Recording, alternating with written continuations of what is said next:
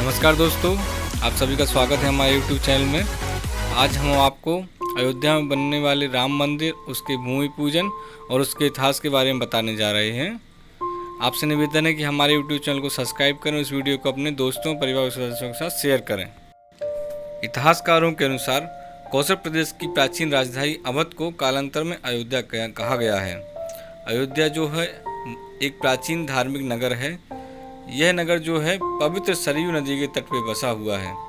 इस नगर को राजा मनु ने बसाया था और इसे अयोध्या का नाम दिया था, जिसका अर्थ होता है अयुद्ध, अर्थात जहाँ कभी युद्ध नहीं होता है। इसे कौशल देश भी कहा जाता है। अयोध्या में सूर्यवंशी राजाओं का राज हुआ करता था, जिसमें भगवान श्री राम ने अवतार लिए थे। आइए अब इसके इतिहास के बारे में थोड़ा जानते हैं। कहते हैं कि भगवान श्री राम के जल समाधि लेने के पश्चात अयोध्या कुछ काल के लिए उजाड़ सी हो गई थी, लेकिन उनकी जन्मभूमि पर बना महल वैसा का वैसा ही था। भगवान श्री राम के पुत्र कुश ने एक बार पुनः राजधानी अयोध्या का पुनर्निर्माण कराया। इस निर्माण के बाद सूर्यवंश की अगली 44 पीढ़ियों तक इसका अस्तित्व रहा। आखिरी राजा महाराजा बदहल की मृत्यु महाभारत युद्ध में अभिमन्यु के हाथों हुई थी। महाभारत के युद्ध के बाद अयोध्या उजाड़ सी हो गई, मगर श्री राम जन्मभूमि का अस्तित्व फिर भी बना रहा।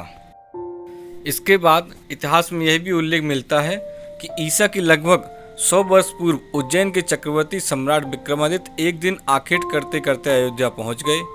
थकान होने के कारण अयोध्या में सरयू नदी के किनारे एक आम के वृक्ष के नीचे वे अपनी सेना सहित आराम करने लगे। उस समय यहाँ घना जंगल हो चला था, कोई बसावट भी नहीं थी। महाराज विक्रमादित्य को इस भूमि में कुछ चमत्कार दिखाई देने लगे। तब उन्होंने खोज आरंभ की और पास के योगी व संतों की कृपा से उन्हें ज्ञात हुआ कि यह श्री राम की अवध भूमि है। उन संतों के निर्देश से सम्राट ने यहाँ एक भव्य मंदिर के साथ ही कूप, सरोवर, महल आदि बनवाए। कहते हैं कि उन्होंने श्री राम जन्मभूमि पर काले रंग के कसौटी पत्थर वाले 84 स्तंभों पर विशाल मंदिर का निर्माण करवाया था। इस मंदिर की भव्यता देखते ही बनती थी। महाराजा विक्रमादित्य के बाद के राजाओं ने समय समय पर इस मंदिर की देखरेख की। उन्हीं में से एक शुंग वंश के प्रथम शासक पुष्यमित्र शुंग ने मंदिर का जीर्णोद्धार करवाया था। पुष्यमित्र का ये एक शिलालेख अयोध्या से प्राप्त हुआ था, जिसमें उसे सेनापति कहा गया है तथा उसके द्वारा 2 अश्वमेध यज्ञों के किए जाने का वर्णन है। अनेक अभिलेखों से ये ज्ञात होता है कि गुप्त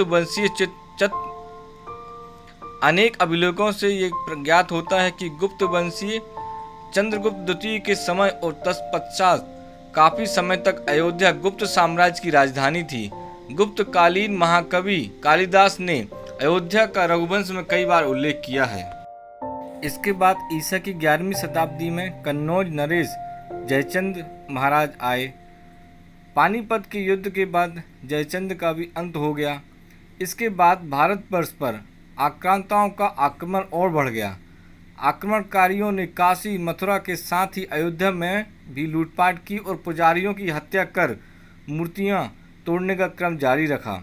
लेकिन 14वीं शताब्दी तक भी अयोध्या में राम मंदिर को तोड़ने में सफल नहीं हो पाए। विभिन्न आक्रमणों के बाद भी श्री राम की जन्मभूमि पर बना भव्य मंदिर 14वीं शताब्दी तक बचा रहा। कहते हैं कि सिकंदर लोधी के शासनकाल के दौरान यह मंदिर मौजूद था। 14वीं शताब्दी में हिंदुस्तान पर मुगलों का अधिकार हो गया और उसके बाद ही राम जन्मभूमि एवं अयोध्या को नष्ट करने के लिए कई अभियान चलाए गए। अंततः 1527 से 28 में इस भव्य मंदिर को तोड़ दिया गया और उसकी जगह बावरी किया गया।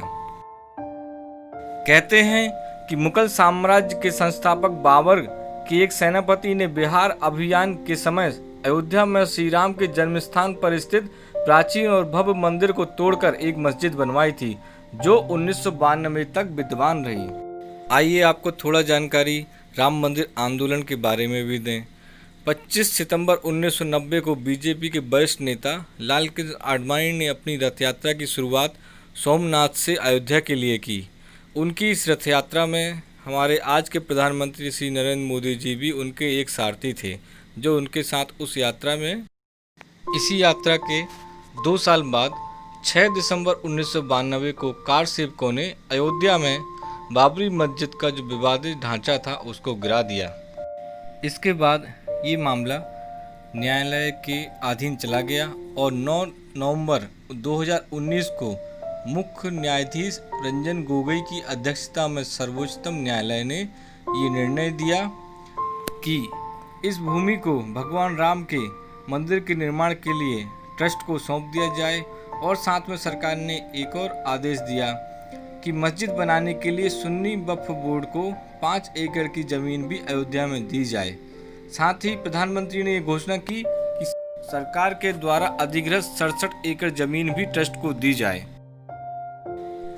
इसी राम मंदिर के भव्य भूमि पूजन के लिए प्रधानमंत्री 5 अगस्त को अयोध्या पहुंचेंगे और इस भूमि पूजन का शुभ मुहूर्त जो है मात्र 32 सेकंड का है, जो दोपहर में 12:44 से 12:44 के बीच में है। इसी मुहूर्त के बीच में प्रधानमंत्री श्री नरेंद्र मोदी जी चांदी की ईंट से राम मंदिर का शिलान्यास करेंगे। अयोध्या में होने वाले राम मंदिर निर्माण के भूमि पूजन के लिए 175 प्रतिष्ठित व्यक्तियों को आमंत्रित किया गया है। इनमें 135 संत हैं जो विभिन्न आध्यात्मिक परंपराओं से जुड़े हुए हैं और इसके अलावा कुछ गणमान्य व्यक्तियों को भी बुलाया गया है। इस अवसर पर प्रधानमंत्री नरेंद्र मोदी जो मंदिर परिसर है उसमें एक पारिजात का पौधा भी लगाएंगे।